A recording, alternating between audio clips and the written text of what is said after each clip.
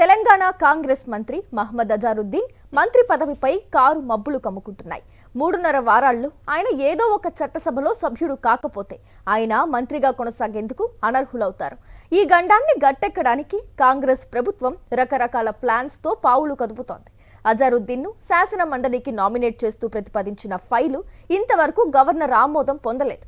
దానికోసమే ఇప్పుడు ముఖ్యమంత్రి రేవంత్ రెడ్డి ప్రయత్నాలు ముమ్మరం చేసినట్లు చెబుతున్నారు. 2 రకాల వ్యూహాలతో రేవంత్ రెడ్డి అడుగులు వేస్తున్నారట. ఏదో ఒకటి వర్కౌట్ కావడం ఖాయమని హస్తం పార్టీ నేతలు ధీమా వ్యక్తం చేస్తున్నారు. మహమ్మద్ అజారుద్దీన్ మంత్రి పదవి ఎంతకాలం ఉంటుంది? ఆయన మంత్రి పదవి ఉంటుందా లేక ఊడుతుందా? ఇప్పుడు ఈ చర్చే తెలంగాణ రాజకీయ వర్గాల్లో జోరుగా జరుగుతోంది. ఏప్రిల్ 30 లోపు ఆయన ఎమ్మెల్సీ అయితేనే మంత్రి పదవిలో కొనసాగే అవకాశం ఉంటుంది. లేదంటే ఆటోమేటిక్ గా మంత్రి పదవి ఊడిపోతుంది. గత ఎన్నికల్లో కాంగ్రెస్ పార్టీ మహమ్మద్ అజారుద్దీన్ కు జూబ్లీహిల్స్ నియోజకవర్గం నుంచి టికెట్ ఇచ్చింది. అయితే ఆ ఎన్నికల్లో ఆయన ఓటమి చెందారు. జూబ్లీహిల్స్ నియోజకవర్గ ఉప ఎన్నికల సమయంలో అజారుద్దీన్ చేత ప్రచారం చేయించుకుంటే మైనారిటీ ఓట్లు కలిసొస్తాయని భావించిన కాంగ్రెస్ నాయకత్వం అజారుద్దీన్ ను రాత్రికి రాత్రే మంత్రిని చేసేసింది. అప్పటికి ఆయన ఎమ్మెల్యే కాదు, ఎమ్మెల్సీ కూడా కాదు, ఏ చట్టసభలోనూ సభ్యుడు కారు. గత ఏడాది అక్టోబర్ 31న మంత్రిగా అజార్ ప్రమాణ స్వీకారం చేశారు. ముందుగా మంత్రిని చేసేసిన కాంగ్రెస్ ప్రభుత్వం ఆ తర్వాత ఆయన్ను ఎమ్మెల్సీని చేయాలని నిర్ణయించింది. 6 నెలల లోపులో ఆయన ఎమ్మెల్సీ కాకపోతే చట్ట ప్రకారం ఆయన మంత్రి పదవిలో కొనసాగేందుకు అర్హులు కారు. ఏప్రిల్ 30 లోపున ఆయన ఎమ్మెల్సీ అయ్యి తీరాలి. అయితే ఆయన ఎమ్మెల్సీ అయ్యే వాతావరణమే గందరగోళంలో ఉంది. అజారుద్దీన్ ను గవర్నర్ కోటాలో ఎమ్మెల్సీగా నామినేట్ చేసింది కాంగ్రెస్ ప్రభుత్వం.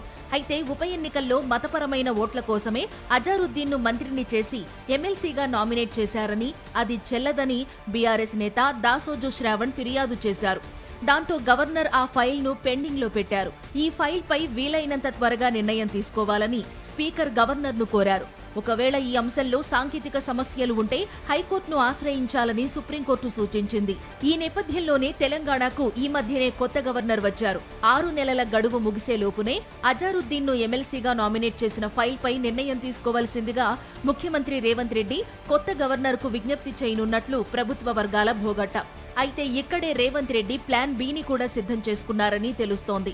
ఏప్రిల్ 30 లోపు కొత్త గవర్నర్ అజార్ నామినేషన్ విషయంలో స్పందించకపోతే అజారుద్దీన్ చేత మంత్రి పదవికి రాజీనామా చేయించి తిరిగి మంత్రివర్గ విస్తరణలో కొత్తగా మరో మంత్రిత్వ శాఖలోకి తీసుకోవచ్చునని అంటున్నారు. అప్పుడు ఆయన ఎమ్మెల్సీ కావడానికి మరో 6 నెలల సమయం వస్తుంది. అయితే ఇది చివరి ఆప్షన్ గా పెట్టుకుంటారని ప్రభుత్వ వర్గాలంటున్నాయి. కొత్త గవర్నర్ ను కన్విన్స్ చేసి అజారుద్దీన్ తో పాటు ప్రొఫెసర్ కోదండరాం ఎమ్మెల్సీ పదవిని కూడా క్లియర్ చేయాలని ముఖ్యమంత్రి భావిస్తున్నట్లు చెబుతున్నారు.